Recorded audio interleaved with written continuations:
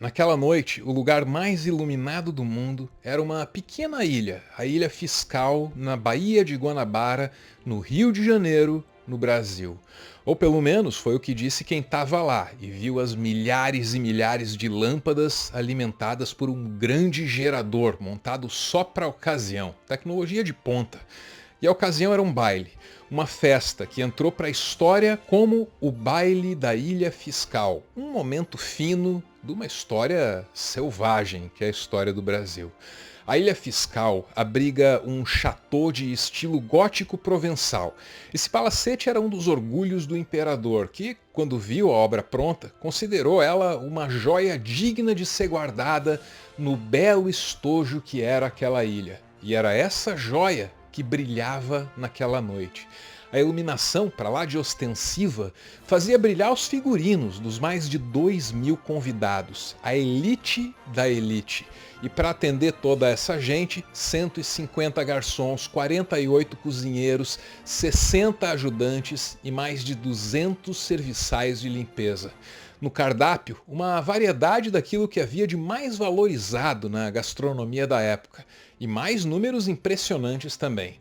10.000 litros de cerveja, 168 engradados de vinho, 890 engradados de champanhe, 800 quilos de camarão e mais 800 latas de lagosta. Por aí vai.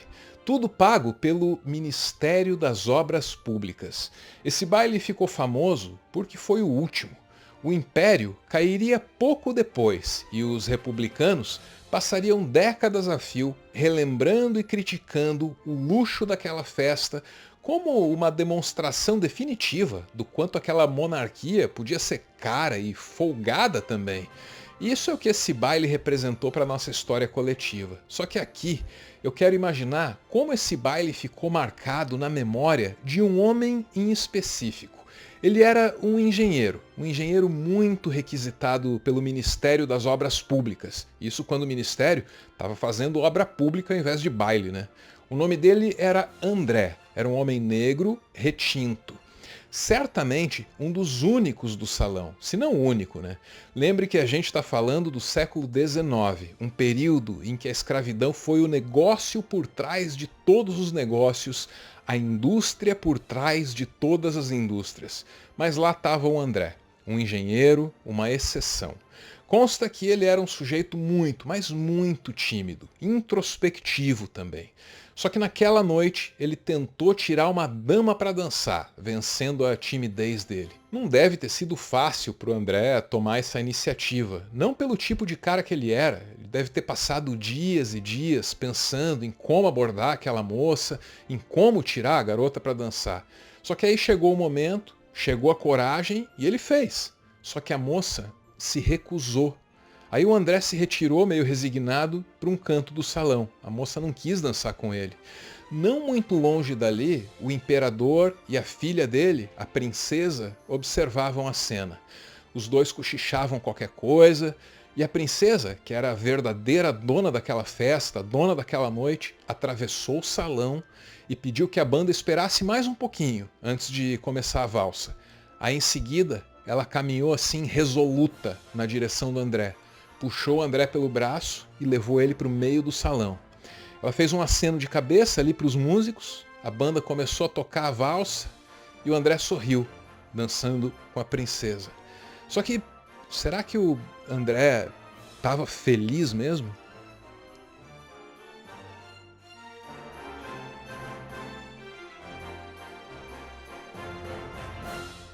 Eu sou Arvro e esse é o meu textão sobre o André Rebouças.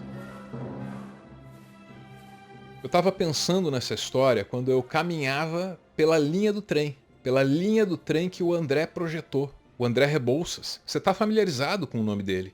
Engenheiros Rebouças, um plural onde também entra o irmão e o parceiro dele, o Antônio.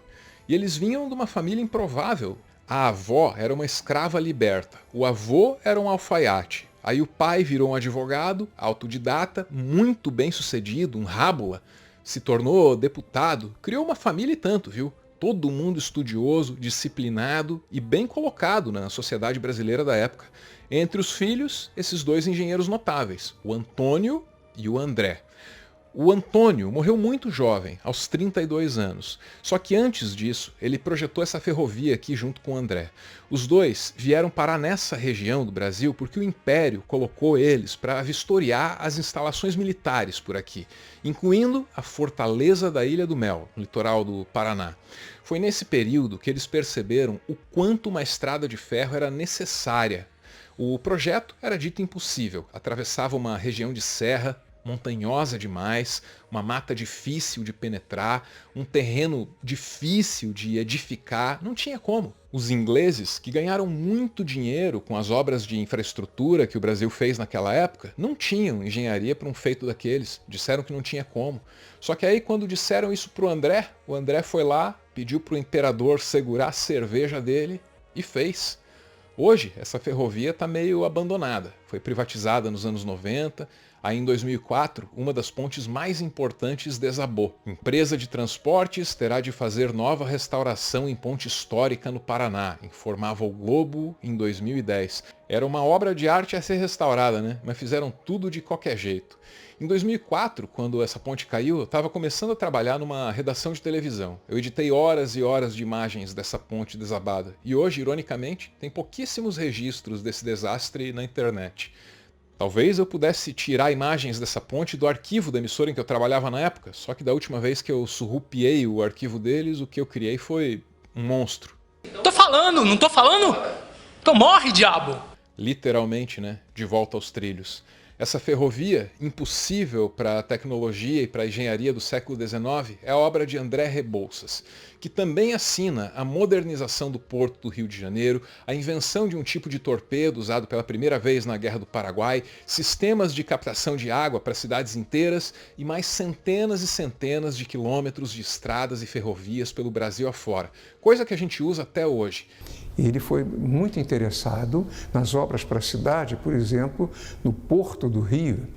Então, ele construiu o armazém Dom Pedro II, que ainda está hoje lá. Ele e os irmãos projetaram e construíram a estrada de ferro que vai de Curitiba até o Porto de Paranaguá. Ela é tão ousada que até hoje é uma atração turística. Ele foi correspondente do jornal inglês The Times e escrever em inglês não era um problema para ele. Se quisessem um artigo em francês, tenho certeza que ele também dava conta. Enfim, esse era o André Rebouças. E é na ferrovia dele que eu vinha caminhar desde criança, quando as coisas não iam muito bem em casa. Esse tipo de caminhada não é uma aventura recomendável não, viu? Não se deve fazer isso, por muitas razões. Passeio de trem, por outro lado, eu recomendo. Só que eu fazia isso, né? Eu e mais um monte de piada vizinhança. E para ser sincero, a gente não sabia onde estava pisando. Essa estrada de ferro, antes de mais nada, é um indício, é uma pista daquilo que o Brasil poderia ter sido. As estruturas metálicas das pontes foram encomendadas de uma fundação belga. E quem desenhou essas estruturas foi o André. Consta que quando receberam a encomenda na Bélgica, os belgas ficaram tipo, então é assim que se faz uma ponte?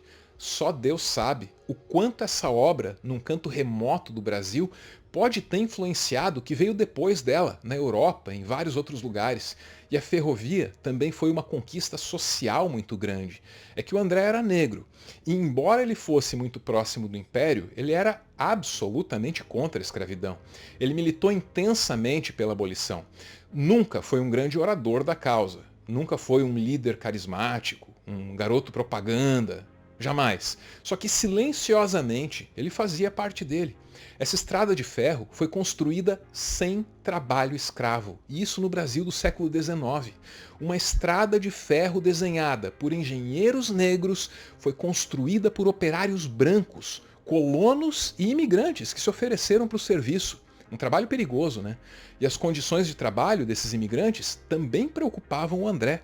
Correspondências mostram o André denunciando o que ele considerava um mercado de escravos brancos, que estava sendo criado pelos fazendeiros de São Paulo, para substituir a escravidão que estava vigorando até então. E ele também não queria esse tipo de trabalho nas obras dele. Os textos do André, que chegaram aos nossos dias, revelam uma sensibilidade social muito profunda. Tinha uma competência muito grande no lado técnico, como engenheiro, mas também ele tinha uma visão humanística muito arraigada. Ele é esse ícone histórico que traz assim um exemplo de humanismo, de solidariedade. Ele não era só contra a escravidão, ele percebia que as novas relações de trabalho que estavam vindo também não eram lá essas coisas, e ele denunciava formas mais sutis de exploração, coisas que a sociedade da época ainda nem sabia enxergar. O André se preocupava muito com as condições de trabalho de quem executava os projetos dele, e o trabalho era bruto, hein? A documentação da obra da ferrovia, que liga Curitiba a Paranaguá, pontua que em dado momento 9.000 homens trabalharam ao longo dessa rota de 110 quilômetros. Só que desse efetivo, metade estava sempre de cama, atacada pela malária ou outras doenças. Com todo esse esforço, a estrada ficou pronta em 5 anos. Depois disso, o André continuou ativo e relevante. Conquistou a confiança da família imperial, foi consultado, mas nem sempre ouvido, a respeito dos investimentos do Brasil em infraestrutura. E ele militou muito pelo fim da escravidão, que veio em 1888. E no ano seguinte, lá estava o André dançando com a princesa no baile da Ilha Fiscal, o último baile do Império. Porque a monarquia caiu poucos dias depois do baile, e o André, mesmo tendo pensamentos muito mais modernos que os dos republicanos, ele continuou fiel ao Império. E ele tinha as razões dele. Perceba que o pai do André tinha sido, além de deputado, conselheiro do imperador por um tempo. E o André, mesmo sendo do tipo calado e retraído, ele sempre preservou esses laços políticos. Foi só graças a esses laços e à educação que ele recebeu do pai que ele conseguiu permissão da sociedade da época para brilhar com as suas obras impossíveis. Para o André, o fim do Império era o fim do Brasil. E novembro de 1889 deve ter sido um mês e tanto para esse cara, um mês difícil. No dia 9, ele estava no baile, foi recusado pela moça. No dia 15, caiu o Império, veio a República. No dia 17, ele saiu do Brasil junto com a família real, no mesmo navio, o Alagoas. E no que será que estava pensando André Rebouças nessa viagem para a Europa? Devia estar pensando que nunca mais poderia tocar uma obra de infraestrutura para o Brasil, coisa que ele adorava fazer. A monarquia era a firma para a qual ele trabalhava, e a carreira dele tinha acabado. E essa pobre gente, ainda não compreendo em que foram conquistados por militares ambiciosos e por politicantes e agiotas sem o mínimo exemplo. Se o Brasil pudesse ser república, desde muito o presidente seria Pedro II e o secretário André Rebouças. Sair da senzala da escravidão para embarafundar pelo quartel da soldalesca sanguinária e bárbara, sem remorsos de fuzilar e bombardear, não é fazer república. É baixar ao último degrau da barbárie.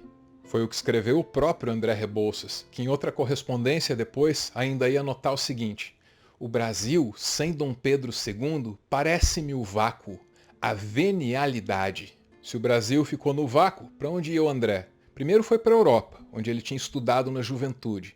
Depois foi parar na África. Tentou um ou outro projeto para desenvolver diferentes regiões do continente. Tinha dado certo no Brasil, tinha que dar certo na África também. Nada posso fazer de melhor do que ir à África e esperar por lá que termine a expiação aguda dos seculares pecados do Brasil escravocrata e monopolizador de terras em latifúndios indefinidos. Com esse texto ele comunicou um amigo da decisão dele de ir para a África, só que acabou dando tudo errado. Talvez ele só não tenha ganhado permissão das elites coloniais para brilhar como engenheiro na África. Ou talvez ele tivesse perdendo a mão de algum jeito. De início ele vai para Luanda, depois ele vai para Moçambique e a seguir vai para o Transvaal. O Transvaal é uma região que hoje pertence à África do Sul. E no Transvaal ele inicia um processo utópico e quase delirante de vestir toda a população local. eram 300 mil habitantes nessa região. E detalhista, como ele sempre foi, ele calcula que seriam necessários 900 mil metros de tecido para fornecer imediatamente vestimenta para todas aquelas pessoas que andavam praticamente nuas. Como nada dava certo em lugar nenhum, o André foi parar em Funchal, na Ilha da Madeira, completamente sozinho e isolado. Virou um solitário, morava num hotel, de quando em quando caminhava pelas falésias para olhar o mar, mas ficava no quarto a maior parte do tempo mesmo. Diziam que ele estava deprimido. Ninguém na ilha tinha noção da importância daquele cara, dos feitos dele. Para os funcionários do hotel, ele era só um esquisitão, um solitário, talvez o que sobrou de um tipo forte e silencioso, só que enfraquecido pelas circunstâncias. E aí, ele foi encontrado morto diante de um rochedo. O jornal local noticiou assim: no dia 9 de maio de 1898. Morte desastrosa. Essa manhã foi encontrado morto no mar, junto ao New Hotel Red, o cadáver do súdito brasileiro, nosso hóspede desde anos, Dr. André Rebouças. Esse cavalheiro, que exerceu nos tempos do Império um elevado cargo público, apresentava desde há tempos sinais de transtorno intelectual e supõe-se que ele próprio tenha se atirado ao mar. O infeliz recebera ontem cartas do Brasil e desde então mostrava-se sobremaneira preocupado. Lamentamos essa desgraça e que a alma do infeliz descanse em paz. Percebe que o texto dá como certo o fato de que o André não suportava mais viver? O André teria se atirado do penhasco, e esse suicídio ele é dado como um fato histórico. E, de alguma maneira, dá sentido à trajetória dele.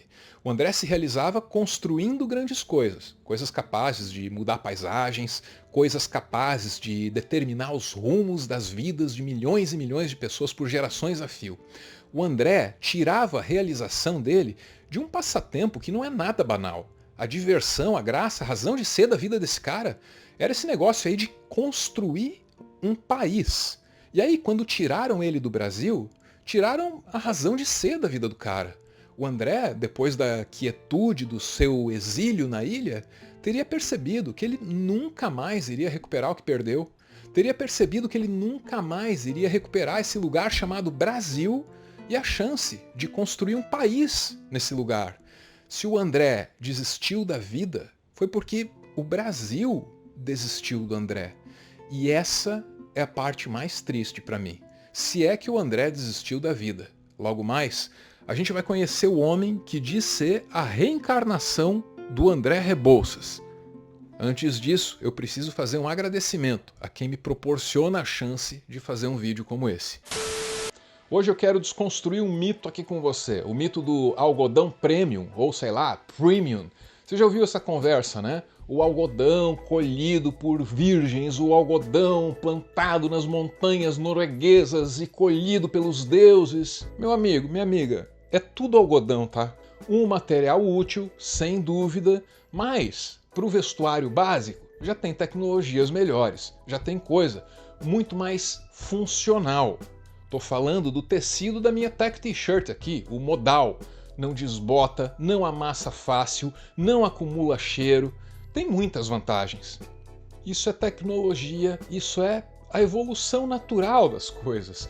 E essa evolução tem nome. É a Tech T-shirt que eu estou usando aqui. Vai lá na loja da Insider, você vai achar em vários os tamanhos. A minha M, você vai ver do P ao XXGG. A opção não vai faltar, várias cores também. E claro, usa o nosso cupom METEORO15, já chega ali com 15% de desconto na mão. Vai somando com os outros descontos aí que o site está oferecendo e é capaz de chegar a 30%. Quer mais? Que tal frete grátis? Pois é, tem também. Muito obrigado, Insider, pela chance de fazer esse vídeo aqui. Numa tarde de agosto de 1996, um jornalista da Folha de São Paulo, em Brasília, está matando um tempo na biblioteca da Câmara dos Deputados. O nome dele é Jomar Moraes. E ele estava com uma enciclopédia na mão. Aí ele abre a enciclopédia numa determinada página e vê uma foto. Na foto tem um rosto que para ele assim é estranhamente familiar. Aí escreve o Jomar: ao abrir a enciclopédia, deparei com um verbete sobre Luiz de Andrade, jornalista pernambucano que tivera uma atuação brilhante como articulista político e editor na imprensa carioca na segunda metade do século XIX. Liguei o biografado a um personagem que aflorava em minha vida, enquanto eu, aos 14 anos de idade, realizava um dos meus exercícios introspectivos numa madrugada, pois desde criança sou notívago e amante das madrugadas.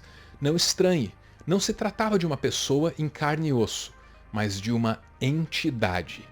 Ou seja, o Jomar abriu a enciclopédia e viu uma foto de alguém que aparecia para ele de madrugada quando ele era criança. Essa história está guardada no site dele. O título é esse aqui, ó. Minha Vida Passada. Fui negão. Continuando com a leitura. Nenhuma palavra minha carrega a pretensão de uma revelação espiritual. O que eu faço agora é um relato no qual eu me insiro como narrador e personagem de uma experiência pessoal intrigante. E ele não está mentindo, viu? É uma experiência intrigante mesmo, porque primeiro ele vê a foto do Luiz de Andrade e pensa, caramba, eu conheço esse cara, ele aparecia para mim de madrugada quando eu era guri.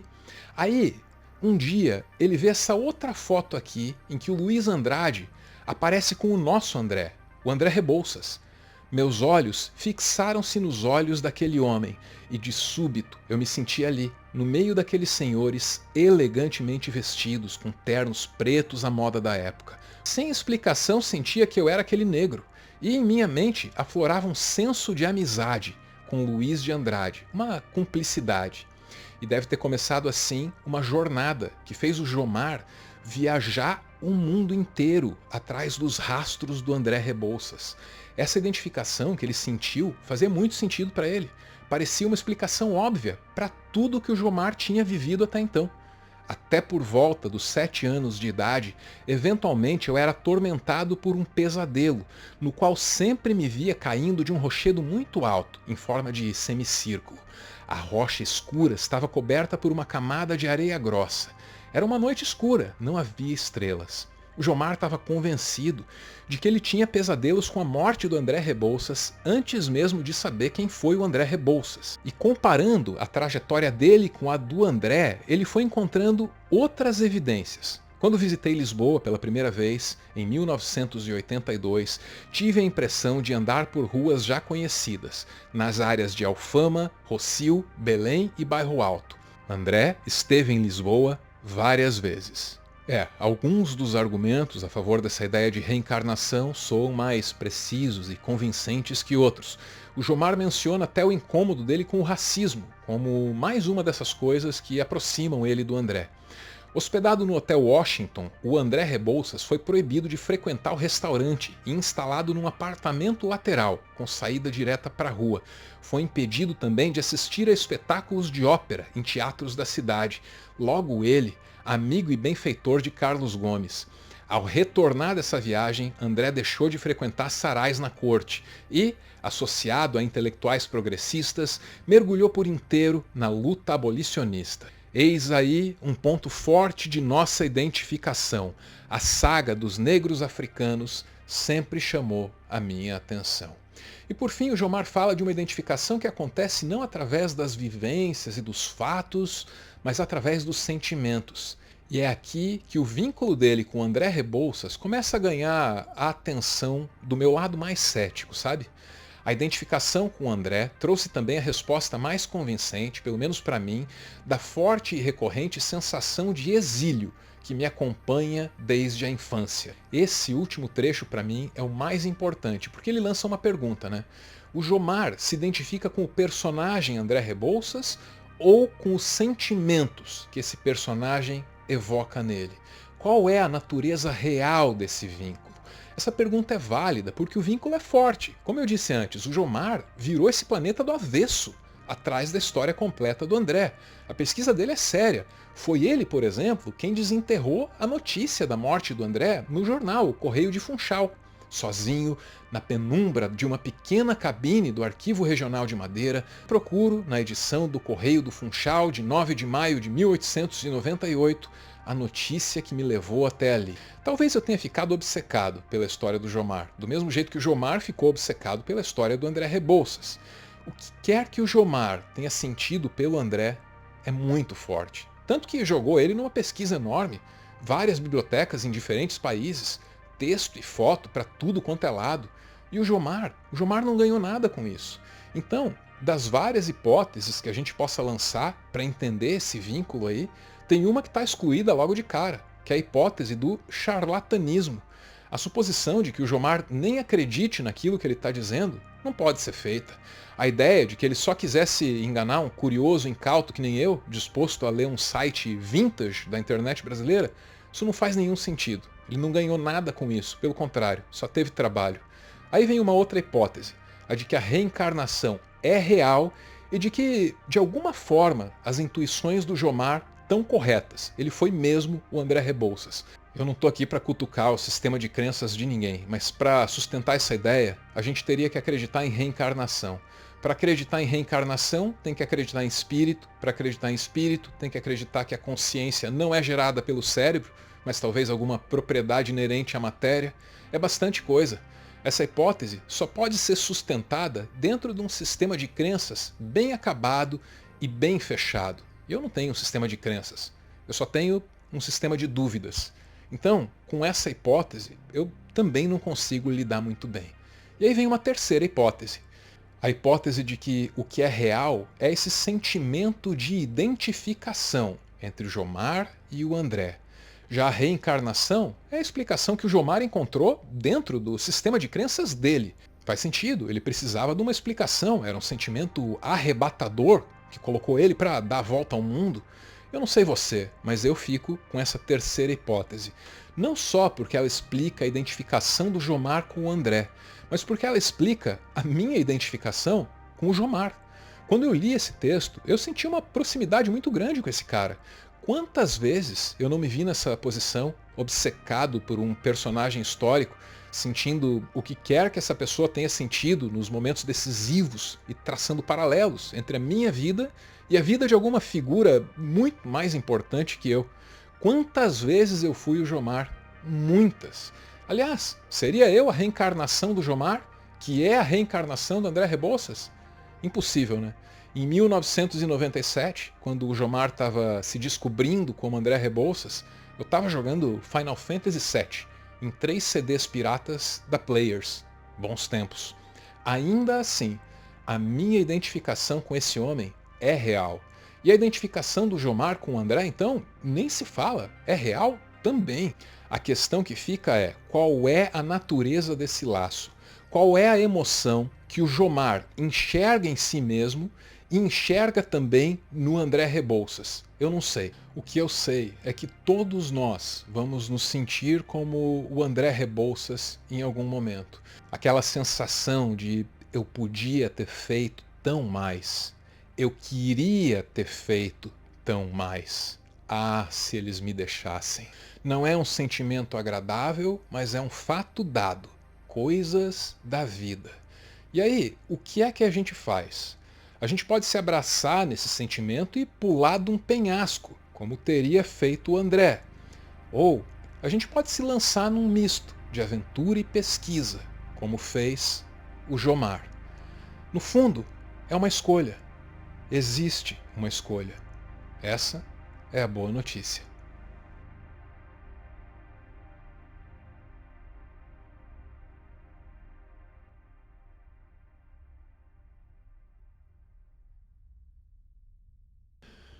Muito obrigado por ver esse vídeo até o final, ou quase. Quero encerrar com o texto do Joaquim Nabuco, outra figura notável da história brasileira, contemporâneo do André Rebouças. Ele escreveu: Rebouças encarnou, como nenhum outro de nós, o espírito anti-escravagista, o espírito inteiro, sistemático, absoluto, sacrificando tudo, sem exceção. Ele não tinha para o público nem a palavra, nem o estilo e nem a ação. Dir-se-ia, assim, que em um movimento dirigido por oradores, jornalistas, agitadores populares, não lhe podia caber papel algum saliente. No entanto, ele teve o mais belo de todos e calculado por medidas estritamente interiores, psicológicas, o maior, o papel primário, ainda que oculto, do motor, da inspiração que se repartia com todos. Ele foi um republicano, a quem veio a tocar na hora da amargura o papel de discípulo amado do velho imperador banido. Foi um industrial, um engenheiro ousado e triunfante. Foi um gênio matemático, um sábio, que reduziu a sua ciência a uma serpentina, em que de tudo destilava a abolição. Seu centro de gravidade foi verdadeiramente sublime. Agora sim, se você viu esse vídeo até o final, aceite o meu agradecimento. E se você quiser ver mais conteúdos como esse aqui, aceite o meu convite. Tá aí o meu canal pessoal, youtube.com/arvro. Difícil de achar, complicado, mas tenta aí, pode colocar na busca @arvro. Se você conseguir, eu vou estar lá, te esperando. Valeu!